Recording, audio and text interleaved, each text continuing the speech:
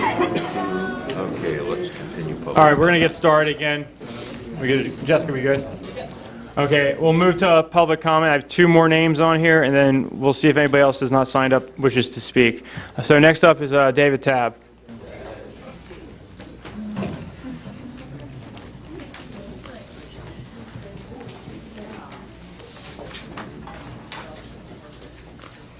David Tabb, Jefferson County resident for a long time.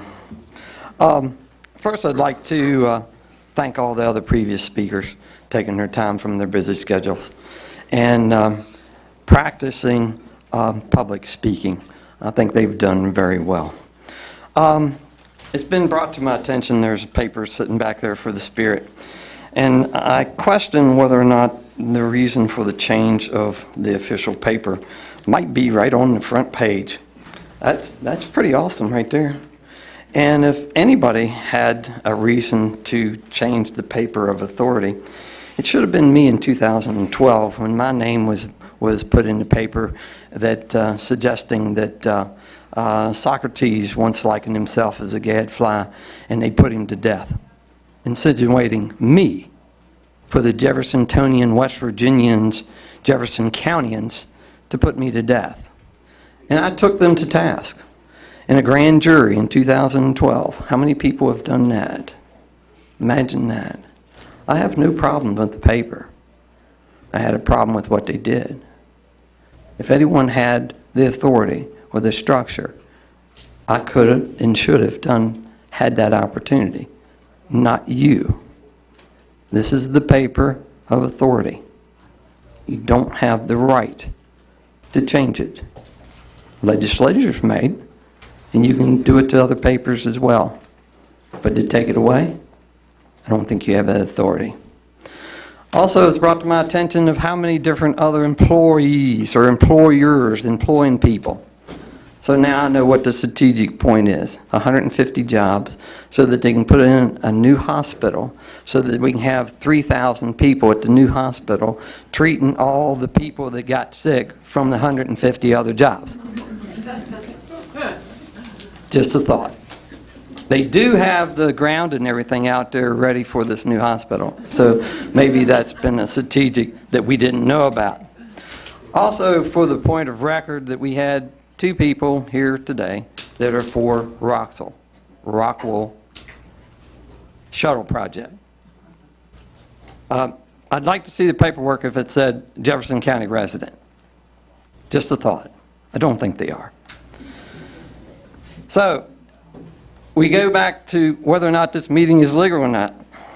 Well, I got the minutes, the agenda, with no minutes attached to it, which is required by law, that at least someplace in this room, there should be the minutes that you're going to approve so that I can see them. I can't see them. But we'll take that up at another time and date down the street. And I'm going to invite all y'all to be there.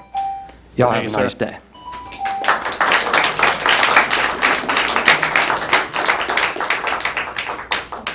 Justin Raines.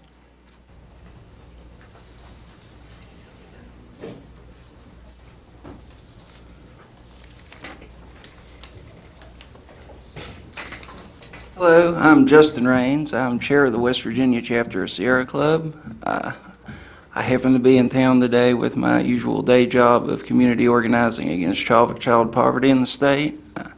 I wasn't going to speak today because generally I feel that it's best for members of a community to have the chance to speak for themselves, but I heard the Sierra Club mentioned a little bit ago and I felt the need to respond. It was stated that the Sierra Club has refused meetings with Rockwell. I would like to say unequivocally that that is 100% a lie. I'm a plain-spoken man, and I feel the need to put that out there. What we have stated from the beginning is we were invited to stakeholder meetings with the company was that we would be happy to meet with any representative of the company as long as we had an actual seat at the table. Anytime Rockwell wants to pause construction, wants to allow public comment on their air permit again, Sierra Club will happily sit down with them. I heard Regina Hendricks here's name mentioned. Regina is our Eastern Panhandle representative. She is one of the most amazing human beings I know. She's 81 years old. She pours her heart and soul into protecting her community and everything around her. And anybody who wants to come in here and slander and defame her is not a good neighbor. Thank you.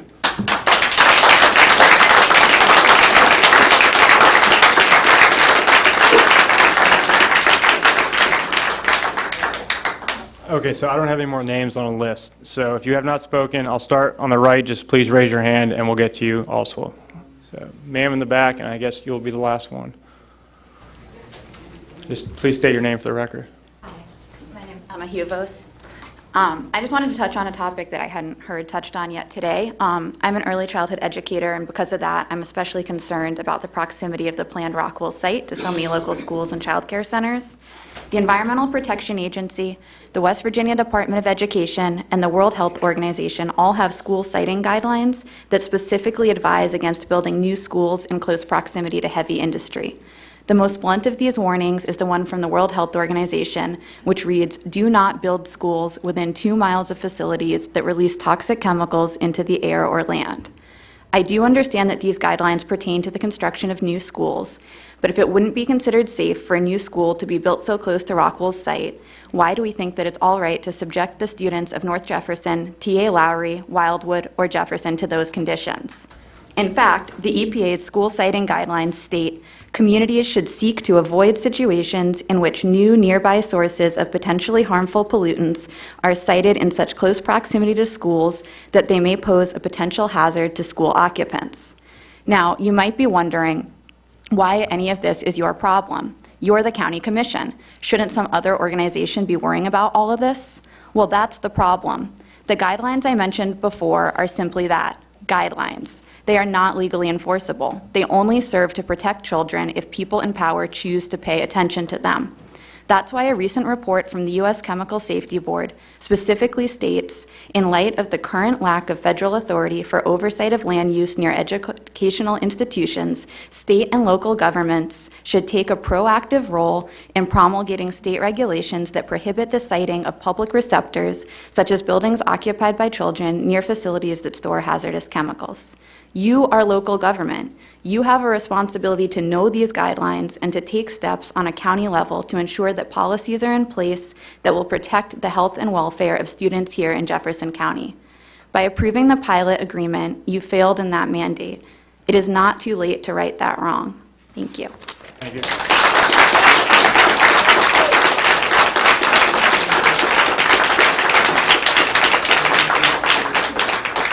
All right, I appreciate all the public comment, and we're going to move on to the regular agenda.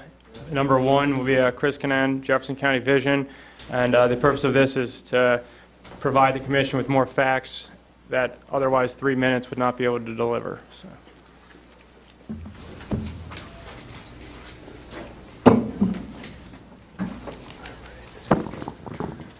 Hi, thanks, Josh. Again, I'm Chris Canan, and I'm joined by Melissa Hines, who's also part of our organization, Jefferson County Vision. And I don't know if you want to. My name is Melissa Hines. I wanted to point out something that there are 2 child care centers with babies as young as 6 weeks old, also within 2 miles. My son is 2 years old and attends Children First Child Development Center, which is 1.5 miles from the site. And kind of my background. Can y'all hear me? That yeah, there's it's like fine, a little yeah. feedback. Bruce. Okay. It doesn't sound like it to you, but you're on. Gotcha. Just want to make sure I'm on air here. But again, thank you all so much for the opportunity today. I'm a Jefferson County resident and a parent and a board member of the new organization, Jefferson County Vision. It's kind of an awesome responsibility, all the folks that are speaking here, to try to channel that. And we now have over 10,000 people in our Facebook group organizing against the Rockwell facility.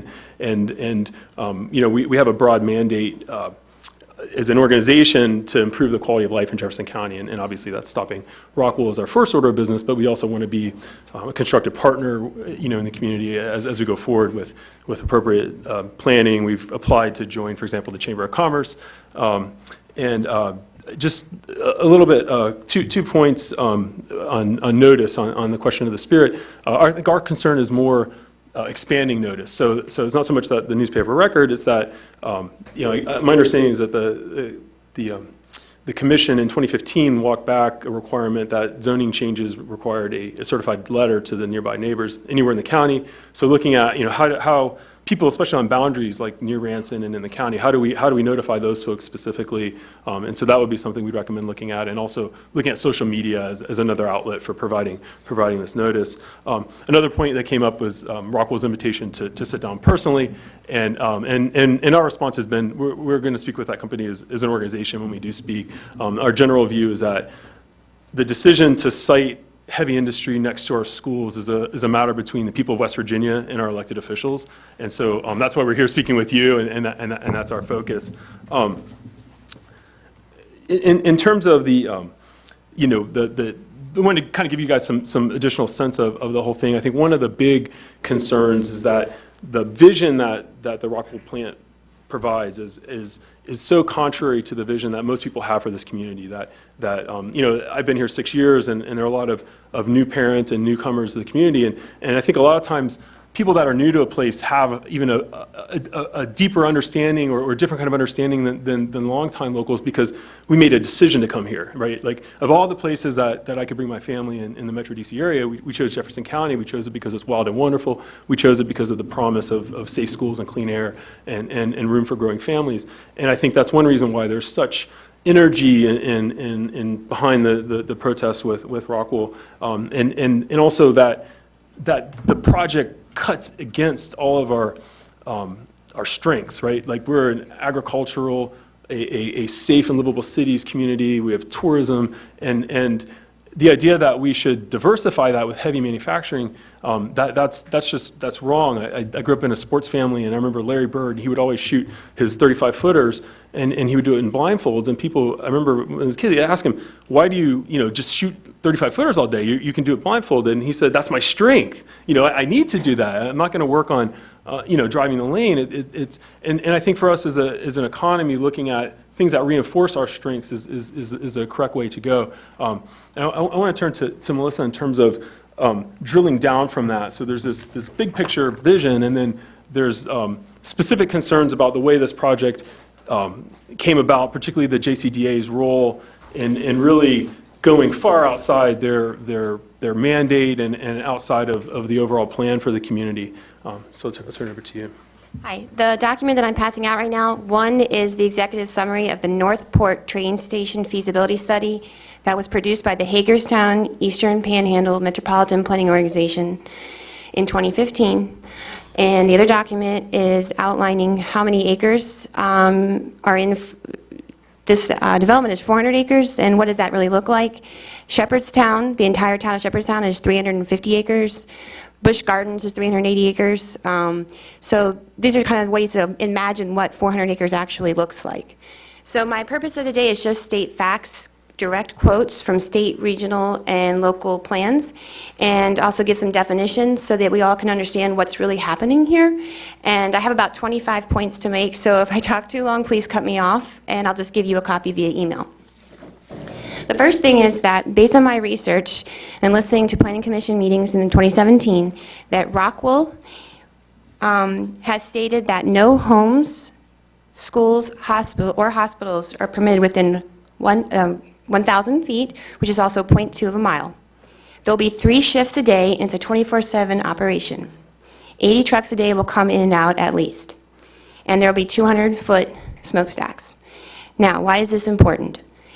The City of Charlestown Comprehensive Plan, the City of Ranson Comprehensive Plan, and the Jefferson County Comprehensive Plan all state that Jefferson Orchards is supposed to be a transit-oriented development.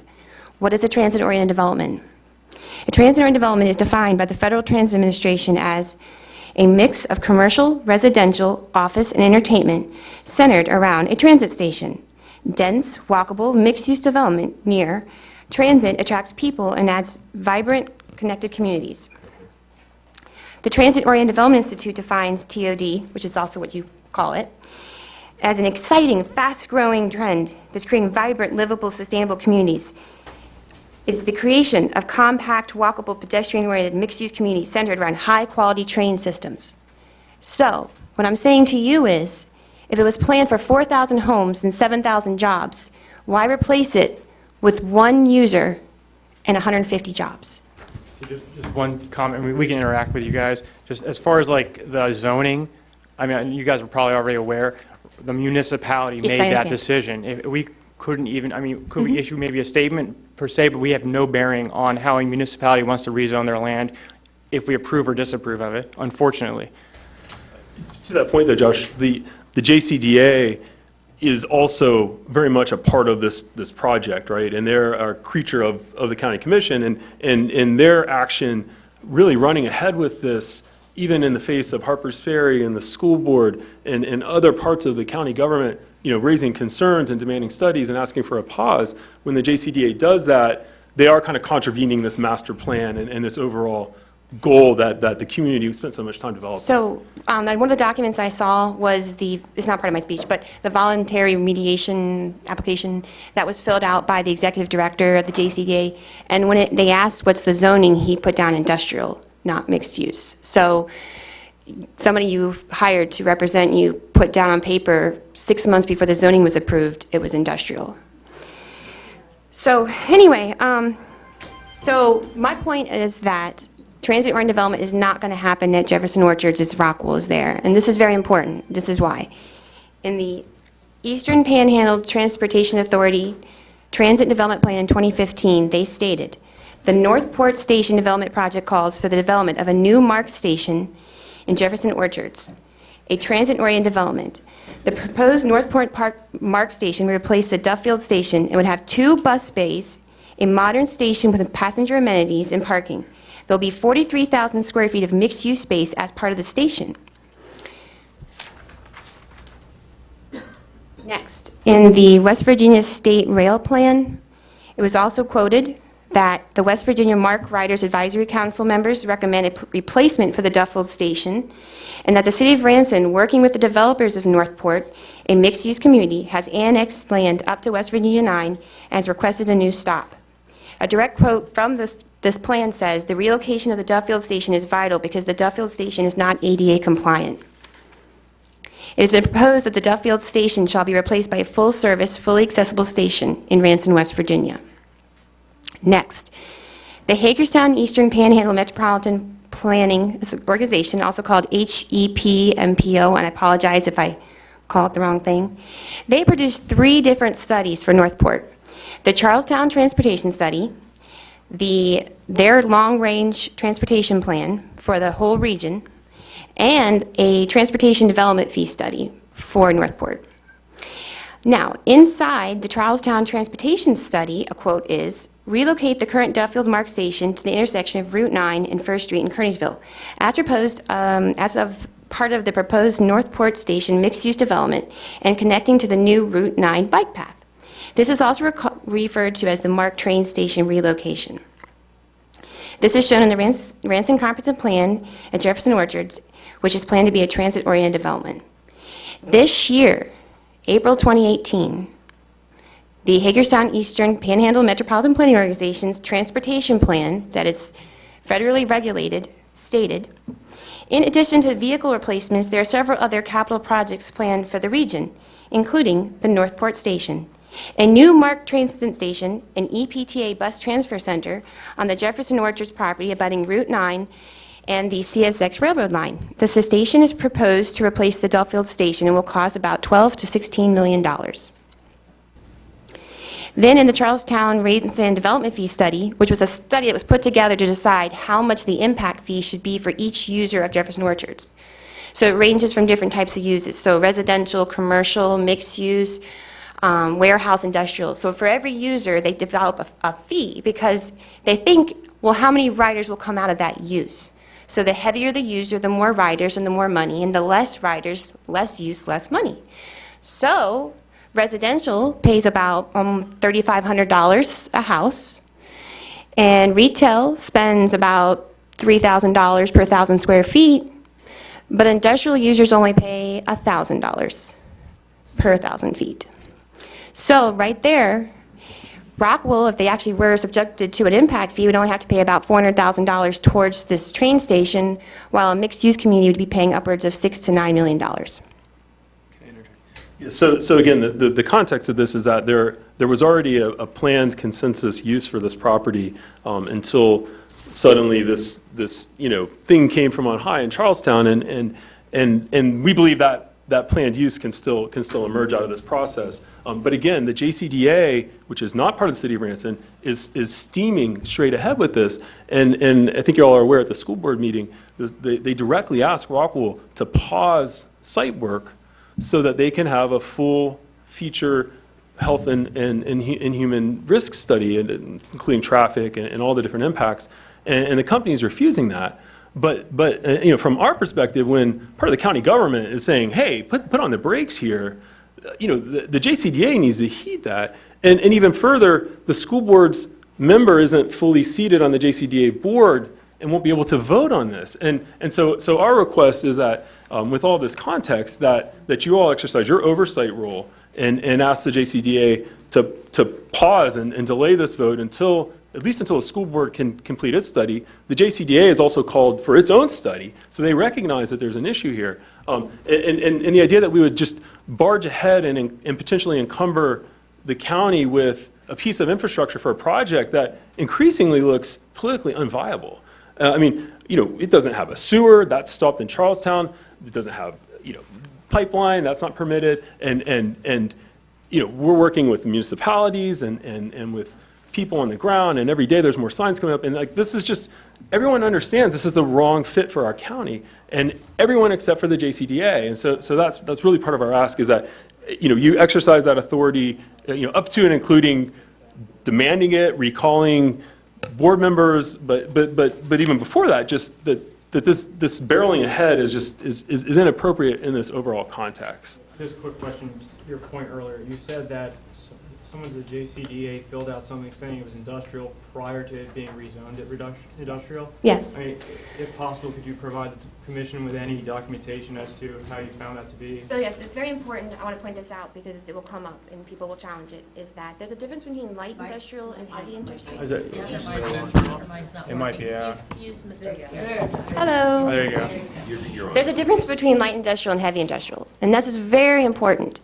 In multiple zoning ordinances, Google any zoning ordinance in the whole country, including your zoning ordinance, says the same thing. Heavy industrial does not go into residential neighborhoods. So if you're designing a transit-oriented neighborhood with mixed-use development, with the goal that you live, work, and play in the exact same neighborhood, why would you put heavy industrial? But light industrial's goal is to have these modern, millennial, cool little breweries and candy factories, and I make moccasins, and I make pottery, and there's excellent examples of agricultural light industrial buildings where you take your farm and turn it into product, and that was the goal. So when you look at the mixed-use community definition from the comprehensive plan, it said industrial, but it's special industrial because it's supposed to be special. If you wanted real industrial, you had to go to the district that was for industrial. So yes, someone could say that somebody misinterpreted that and said industrial, but it said industrial. It was the zoning didn't say mixed use, it didn't say residential, it didn't say TOD. They filled it out saying it was being sold as industrial. So The other point I'd make too, and to echo Emma's point about the overall regulatory system here, so there's been a lot of talk about EPA and their stringent regulations, and the EPA only has ambient air quality for these major criteria pollutants, but Rockwell's putting out a whole stack of volatile organic compounds. We know that 6 are known to or suspected to cause cancer, and there's no ambient air quality standards for those, right? And under our federalist system, the EPA doesn't have school siting standards, and that is deferred to county and state government, and there's no comparable siting standard for the situation we're in, which is where they're trying to build heavy industry next to a school. The state would intervene if the school board was trying to build a school here, but there's nothing to the reverse. So again, that's another reason we feel at JCC it's incumbent that this is a local decision about how close to our schools are we going to put heavy industry, and obviously the school is in the county, and so that's another reason that we're asking you to act on this. one more thing to say, stop me if you want me to stop talking, is that the creation of Rockwell at this site is the death of Mark in West Virginia. Because last year, Maryland said they were going to stop footing the bill for the Mark train station, and that West Virginia had to start paying for it because the ridership had gone down. So in an emergency decision, the governor paid $1.5 million to keep Mark here for 1 more year. Now, the Northport train station predicts to almost double ridership. Their studies show that it will increase by 400 riders a day. It will be this vibrant, beautiful train station that you can see from 9, not this park and ride lot hidden back in some rural space. So if you guys stood behind the Northport train station, you would save Mark. But if you kill it, you kill Mark. So I would like, my request is that you notify the Hagerstown Eastern Panhandle Metropolitan Planning Organization to look at their feasibility study that was based on the land use shown on your map over there and say, will you still support this? Will you still build this with federal funding if there's an industrial plant here, or is the project dead? So I would like to see that letter. Thank you. And again, this again speaks to the opportunity cost here, that this is one of the large, intended to be well-developed pieces of land in the community, and by giving it to Rockwell and by giving massive tax subsidies and there's direct assistance from the state and all these things, it's so stunning to the entire community. And again, the JCDA and their role in this, and both last year and continuing today, I think that's a huge problem. As an organization, we're trying to communicate with the folks that are going to vote on this on September 18th, and most of them don't have public phone numbers. They don't have public emails. And again, that's why we turn to y'all, because you're our voice in this. We can't really get to them and communicate that, so we need you all to communicate just the need to pause at a minimum. In your zoning ordinance, it actually says the Jefferson County Development Authority has the power to make recommendations on what the difference is between heavy and light industry. And personally, the JCA supported the creation of a propane distribution company last year next to my daycare. And when I questioned at the public hearing, I was told, well, that was your fault for building a daycare in an industrial park. The thing that I want to say is, and I know you keep talking to the commission about the authority that we have over what Ranson decides to do with their planning. Plans are plans until they're changed. And they have the opportunity and they have the right to change them if they meet the requirements. You are talking to the commission about the zoning in Ranson, and we keep saying to you, we don't have any authority to change that. In addition to, let me just finish my point. In addition to that, the representatives, the JCDA is made up of representatives from the county as well as the municipalities. It's not just a county development authority. It is a county-wide development authority that includes all the municipalities. And those folks all have a vote and a voice on that authority. So, to ask us to make this go away. The only thing we have authority over at this point, and I don't know that we do have authority over changing what we've already done, and that is to sign on to the pilot agreement. And so to do that, I believe, in my opinion, would put this county at risk of, and I am, as a county commissioner, it's my responsibility to prevent that from happening. It's my responsibility to protect the county and to protect us from lawsuits. And that's what, and so, we don't have the authority that you think we do. And so that's where we are, and that's how we got to where we are. The JCA has paid staff as well, right? And who pays their salary? They have, we pay their, I think it's the administrative assistant salary. Director of the administrative Yeah, the director, assistant. the one who fills out Right. the applications, you're right. And, The, right, Which is, that's not the current director, did Right, I not fill out that understand. Oh, yeah, I application. understand. Mhm. that's a different person. Yeah. If I can Also- respond, just to be clear, we're not asking you to change Ranson's zoning or their process, and we think there are a lot of defects in the way that they did this, but we're asking you for the pieces of infrastructure that are in the county and are moving forward, we're asking you to oppose that, right? We want you to oppose that through the JCDA, which you do have appointing authority over, which my understanding is you guys could disband if you so moved. And so that's really the key piece. And the other thing is, in terms of this sort of like, there's this legal threat out there, right? Like Rockwell, part of their strategy was, let's get in here, let's get binding agreements with the county before anybody understands what this is, before there's any environmental review, heck, before there's any even economic review. And we would just advise you to get independent legal counsel on that assumption that may not be completely accurate, and we would ask you to do that. I want to answer your question. Your land use map over here actually includes Ranson zoning and land use decisions, and Northport is a star on your map. So, But So they're it's- still, they annexed that property I understand. years ago. Mhm. And Ranson controls their own municipality, and the county has no authority over what they do. We can't keep them from doing anything that they want to do. The county commission has less authority than municipalities do. So, I understand, I understand. But the infrastructure costs, I've heard upwards of $16 million needed for this project. And if $16 million are going to go for infrastructure in this county, it should go for saving the MARC train station and creating 4,000 homes and 8,000 jobs. I mean, don't spend $16 million on 150 jobs. Let me, Just one thing, go ahead. You can Yeah.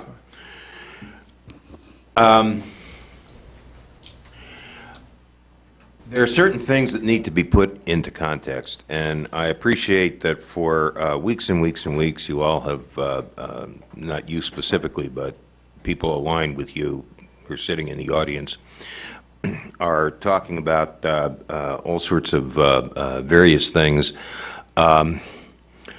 Some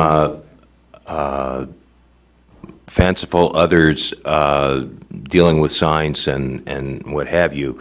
And it's missing the point, and I've had discussions with several people. And here's the thing. Whether it is or is not in the EPA, DEP standards, those are the standards and thus the law of the land. Agreements made with those standards of reference are binding. We can talk about the World Health Organization, which has no status legally in the United States.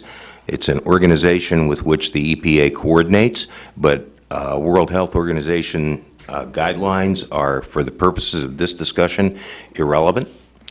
If you sit there and say, this particular substance is not in the EPA guidance or whatever, then somebody needs to change the EPA standards. The application on the part of Rockwool, I have had reviewed by independent people who tell me that it is, chemical engineers and people with scientific backgrounds who tell me that it was a well-written application.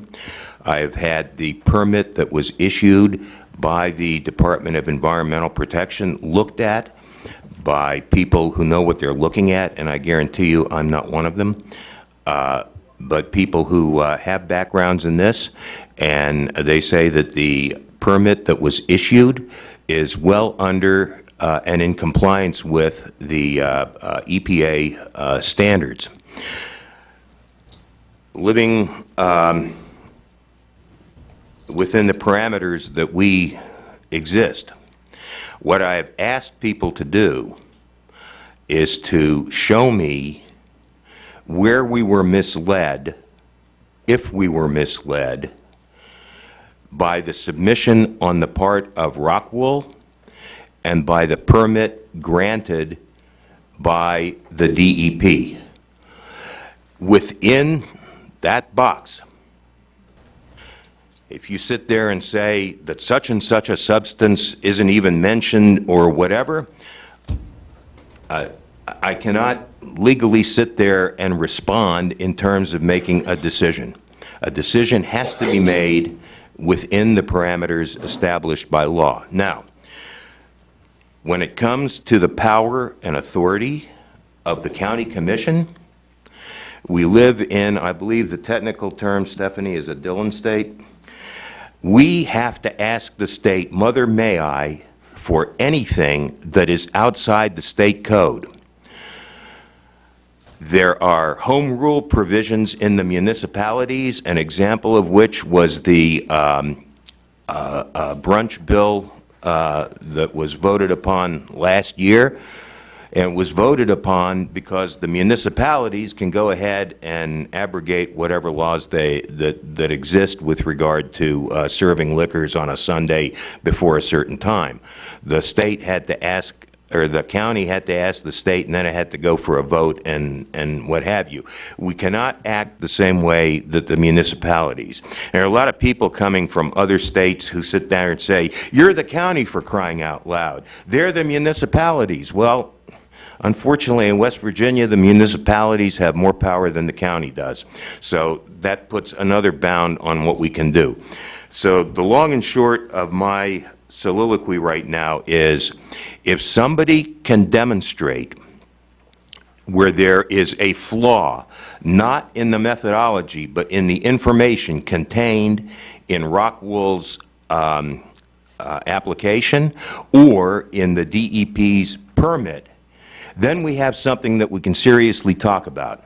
But until that happens, what is, I mean, that's reality, and we can talk about all sorts of things till we're blue in the face, but that is the area that has to be addressed. Well, we're doing a lot more than talking. We're organizing, and we're going to be voting, and that's a key piece of this. But the entire standard gets to safe by building a tall smokestack, and dispersing this stuff, right? And the law doesn't consider that you're doing this next to a school. And so the fundamental question is, as elected officials, do you support, now knowing we didn't know the environmental impact when you signed the pilot?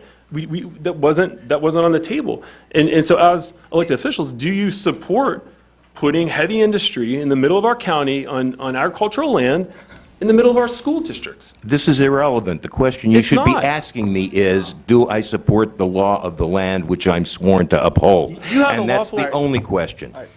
So just getting us back on track with something Commissioner Onosco said, to that point, find me something that was done incorrectly. I don't care if it's the permitting process, something from the state, the utilities, something, and get back to me. I'm more than happy to hear it, and I'll jump on it. Just find me that thing, because as Commissioner Nolan pointed out, the threat of this lawsuit is real, and I'm just going to be blunt with you. I have real concerns about doing something rash in regard to the pilot agreement to a potential lawsuit in that regard. How about noise ordinance?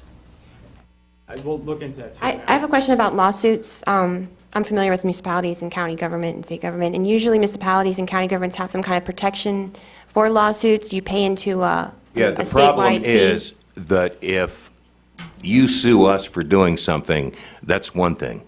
To abrogate the pilot agreement is voluntary on our part and is not covered by insurance. Okay. And just so that everybody has an idea of what we're talking about hundreds of millions of dollars. We're talking about a lot of money, even if we thought we were right to hire a competent law firm to defend us. So even if we won, the odds are it would be a Pyrrhic victory. And everybody keep in mind, through taxes, we take in about $72 million, of which 80% goes to the school board. So they have a big chunk in determining where or where not the county goes. We operate the county on about $23 million. So if Rockwool is investing $150 million in their site, this is not a truck full of $150 million worth of gold bars that they're driving there. Some of that money has already been spent. There are contracts that they have let.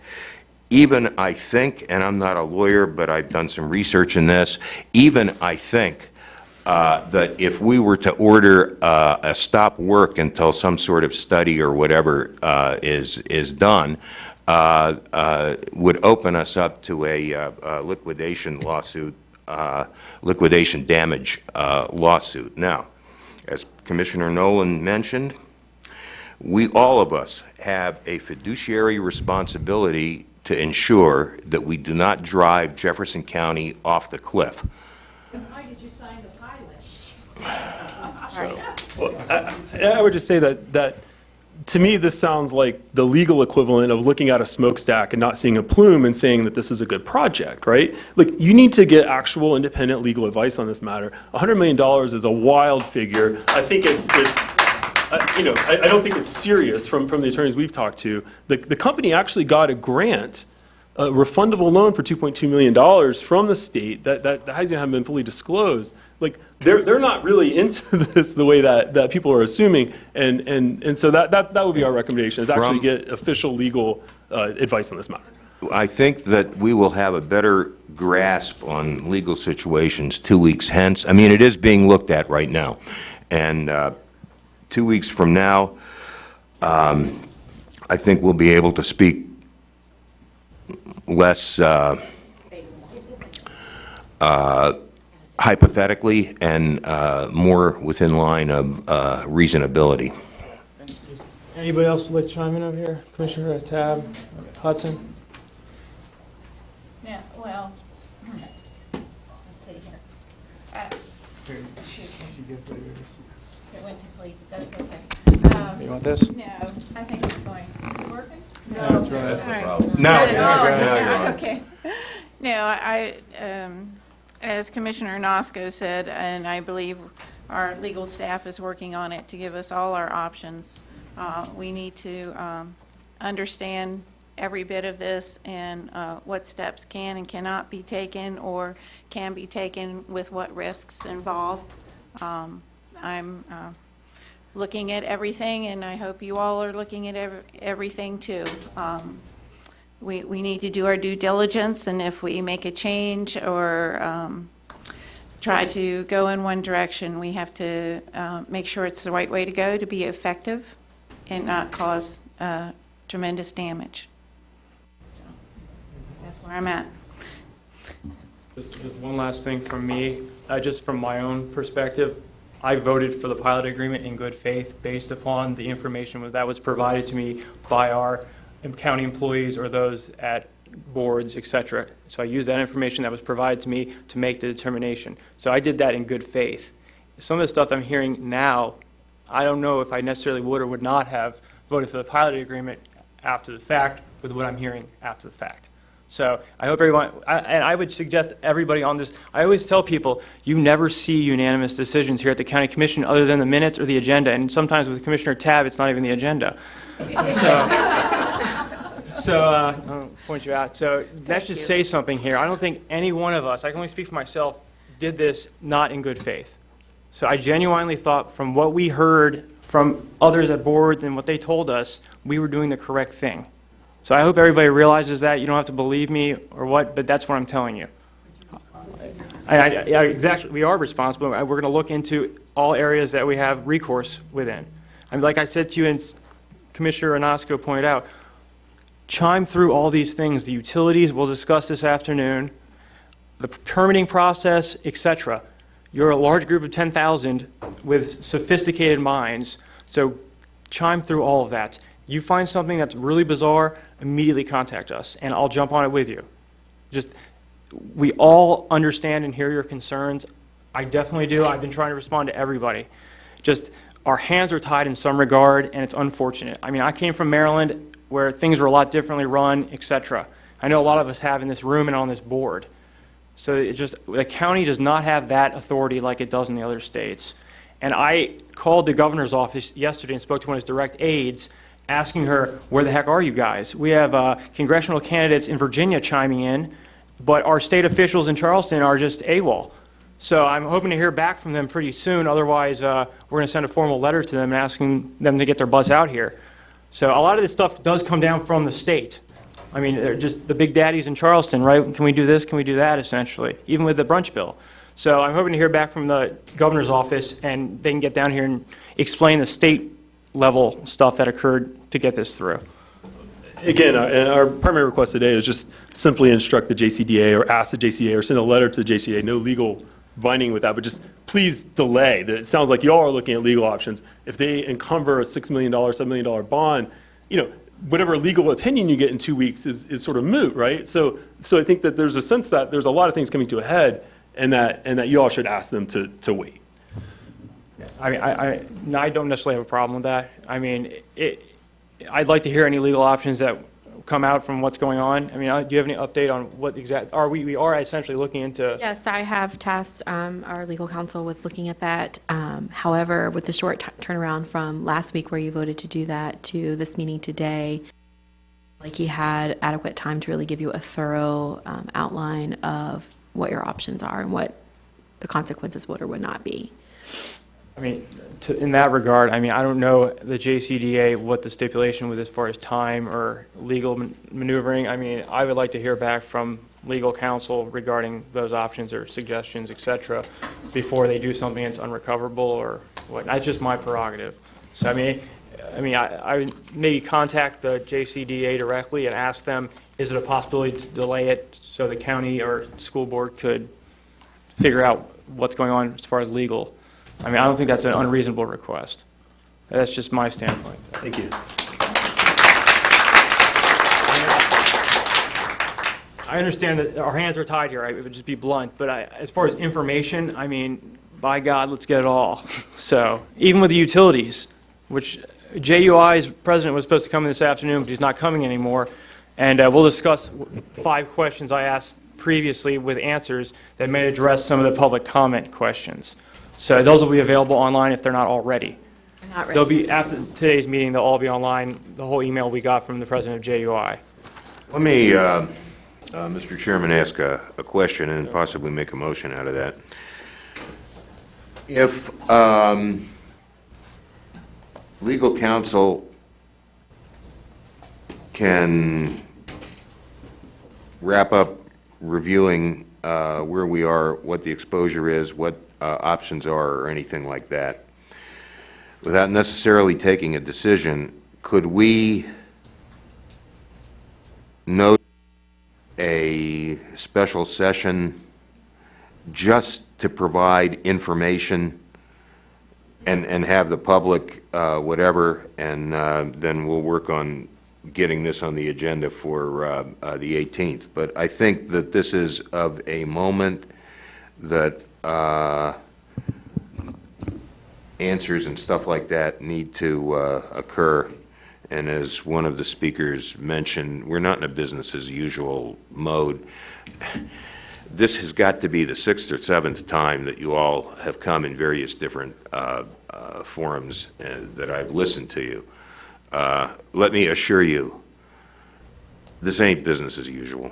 And even though I sit here with a poker face, I can't interact with you, so whatever I'm thinking, that happens. This is the first time that I've had an opportunity to collectively discuss anything with any of you all, although I have had sidebars out on the street and whatever, and I've consistently said, bring me something within the permitting and application process that shows that we were misled in the information in that process. And the fact that it doesn't address where schools are and stuff like that, I would suggest contacting elected, that is state representatives, legislators, and stuff like that, and say, we need to have this change to have that in there. Otherwise, it's out there, but from a legal sense, it doesn't exist. And if people think this is being legalistic, you take it to a court of law, and then you find out what's legalistic or not. So, you know, that's that. Go ahead, sorry. Can we get a copy of the staff report that was on the agenda the day that you approved the pilot agreement, or any documentation that you were presented with, so we can all read it? Because there had been staff reports with recommendations and copies of applications and presentations and maps. So that would be helpful to see. What you're asking, were you presented with the wrong thing? I don't know what you were presented with. On the day that we approved it, I don't think there was any documentation. I don't know if any of you have seen the transcript that Mr. Surkamp has put out on some Facebook page, someplace or another. He's emailed me a copy of that. The thing is that prior to the announcement, the open announcement that Rockwool had selected Ranson as their location, everything that happened, we were operating under a non-disclosure agreement. You can like it, you can not like it, that's the way business is done in this country. And materials that were presented to us were collected at the end of that session because it was done in executive session. So there's nothing in that regard. But I mean, I think everything that Rockwool has publicly produced at their 4 sessions at Sam Michael Park a couple of weeks ago, and whatever, is basically the stuff that we looked at and what have you. You got to realize that in the sequence of events, the application to the DEP was submitted after all of this happened. The permit was issued after this happened, and in looking at, once again, you can like it or not, and looking at the way business is conducted, that is the normal course of events, so. I mean, it's good we had this agenda item. I think we accomplished a lot here, and so long as I'm president, it'll be a standing agenda item until some sort of resolution occurs. So, just, I mean, to that point, we run pretty long. I would like to see, oh, Jane? I don't want to interrupt. Oh, no, I'm fine. I thought I didn't, No. I was wondering if our legal counsel could be prepared, like next Thursday, we could have a special session just to hear from our legal counsel, to explore all options. Don't know where any of us will end up, but we need to understand what can be done and what are the impacts, positive and negative, for any action that we might take. And I'd like that to be on the 13th if others are agreeable. I mean, I'm fine with that. and I'm fine with that. as The long- other thing about that, Jane, is that it occurs before the JCDA meeting was on the today's 18th, and it occurs before our next scheduled meeting on the 20th. That's assuming that legal counsel can, That's yeah. the one big thing. If Courtney. we have this session, then what you're going to get is the absolute closest guidance that we can possibly receive. And if there's no confidence in what legal counsel would say, if he doesn't have confidence saying, I'm still not done researching this, that, or the other thing, then I don't think we ought to say it. If, on the other hand, he says, okay, I've looked at everything, this is where we're at, these are the courses of action we can pursue, and these are the, what legal risk for each course of action, and what have you. But with that proviso, yeah, if we can grab it by next week, that'd be great. One other thing, if everybody's in acceptance to that date, it needs to be evening. I recognize people have jobs, and that's what I've constantly heard. So it needs to be say 7 p.m. Would that work for? Josh, I think we have meet the commissioner that night. I have it on my I calendar. think we're probably going to have that either way. Well, yeah, but I'm just saying. Lucky you, right?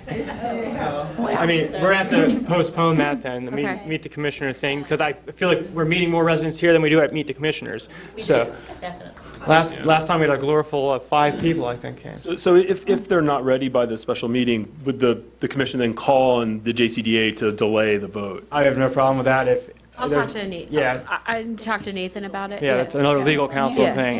That decision. So, I mean, Well, and I want the public to understand, if we have legal counsel, that will not to realize that we will be in executive session while we receive our legal counsel. I mean, I don't want anybody to be upset by that. That's just the way we have to operate. And I think we understand that completely. We Yeah, would but ask the that the object production would be a whether memo. we have an executive session or not, vital information on whither we go would be put out publicly at that session on the 13th. Yeah, we would request that the memo that you consider an executive session be released, so. so, I mean, other than that, I think this was a great dialogue. I appreciate you guys coming. I gave you more than 15 minutes, so. So, okay, to that point, it's high noon almost, and we're gonna, I think, can we recess until after lunch, let everybody eat and everything, so. Oh, thanks a lot, I appreciate it. Can you talk to us sidebar after we've recessed, or? I'd rather do it now. I mean, why Ian don't you and send Lynn will Ron take over and all talk to that. Rockwool Yeah. and say, why don't you approach Rockwool and say, Sure. this is, We have two, Nikki and Lynn are both out there. We'll take us They long were. to do that. Okay, so, all So right. let's do that before we recess. Okay, we're just gonna, rather than recess, we're gonna just take care of some county business real quick, and we'll be back this afternoon at, what time is it? 1:30. 1:30, so.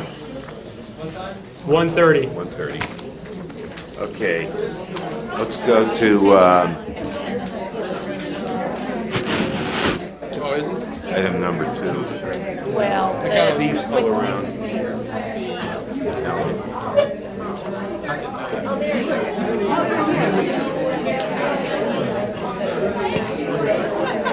Is this an in and out type of? Is this an in and out type of thing? Okay, so soon we'll go in order. Thank you. And, If you don't mind just letting us proceed and have your conversations in the hall. Thanks a lot, guys. We'll be in. All right, so Miss Nikki Painter. Come on down. Come on down. You have 30 seconds now. 1:30. 1:30.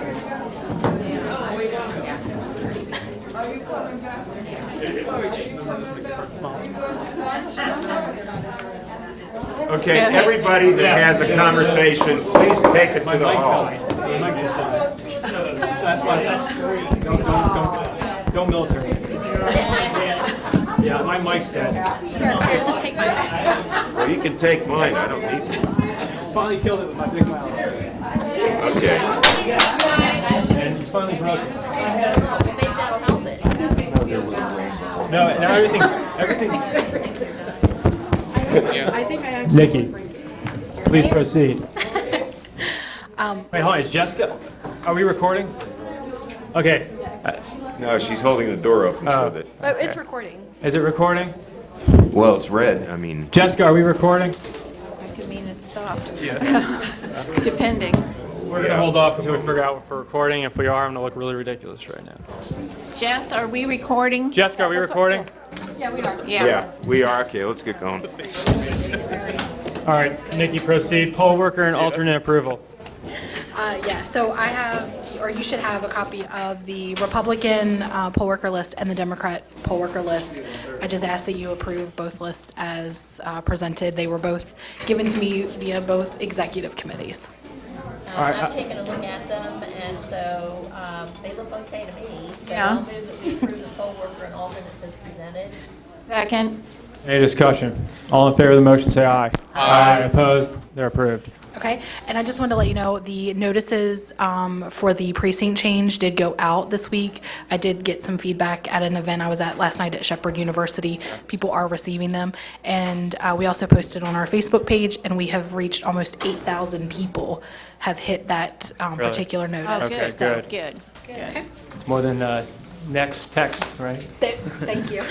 Well, and, you know, people don't realize the cost of an election, and we've gotten the cost down, but look at all our poll workers and thank them for stepping forward yeah. for a very, All right. very long day.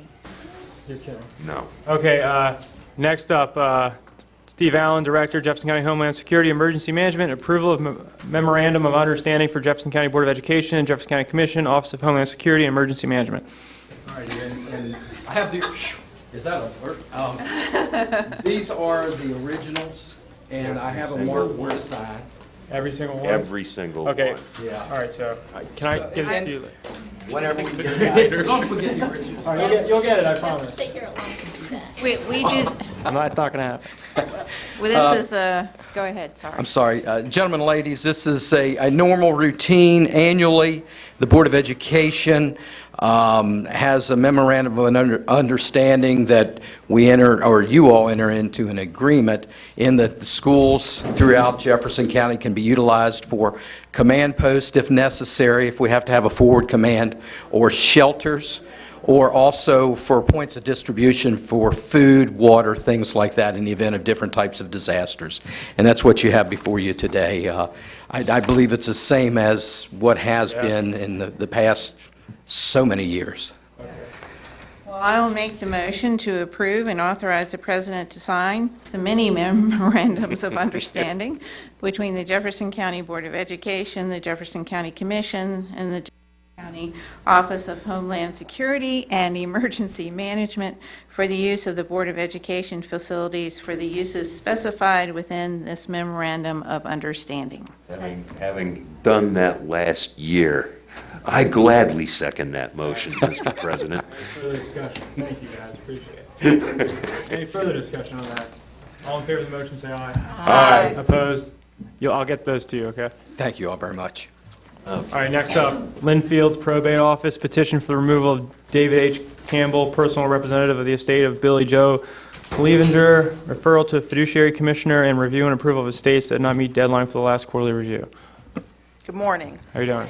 It's afternoon. Just turned after. I believe you have a copy of the petition for the removal of David H. Campbell from the estate of Billy Joe Clevenger. The points are outlined in the petition as to why they want him removed. So the probate office is asking that you would vote to send this to a fiduciary commissioner for review, and then when we come back before you with this matter, then you will have a recommendation and a report from the fiduciary commissioner in order to make a determination. Yeah. First, I think you all have to, do you have to? Oh, I move that we convene as a fiduciary review board. Second. Any discussion? All in favor of the motion, say aye. Aye. Opposed? Thanks We're a for- fiduciary review board. Thank you, Lynn. Yes, thank you. Didn't want anything to slow us up. Okay, yeah, I looked over these, and I'll move we refer to a fiduciary commissioner the estate of David H. Campbell. We remove. Okay, let me try that again, guys. I move we petition for the removal of David H. C. Campbell, personal representative of the estate of Billy Joel Clevenger, and refer it to the fiduciary commissioner. Second. Any discussion? All in favor of the motion, say aye. Aye. Opposed? Okay. And the last matter is just our approval of a waiver of final settlement on the estate of Douglas R. Albright, deceased. Jessica Albright is the administratrix. This did not meet the requirements or the deadlines of our last quarterly review, and for tax purposes, she needs to have this estate closed. What was the name again? Douglas R. Albright. It is not an accounting, what you're normally used to seeing at quarterly reviews. It's just a waiver of final settlement, so really all that it is her signature twice as a personal representative, and then she is the sole beneficiary. So there are no other beneficiaries involved. It's just her. Wrap up the end of the yes. estate. I move that we approve the estate, the closure of the estate for Douglas Albright as presented. Second. Any discussion? All in favor of the motion, say aye. Aye. Opposed? All right. I move we convene as a county commission. Thank you. All in favor? Aye. Opposed? All right, we're county commission, and we'll recess until 1:30. Right on time, guys. Right on time.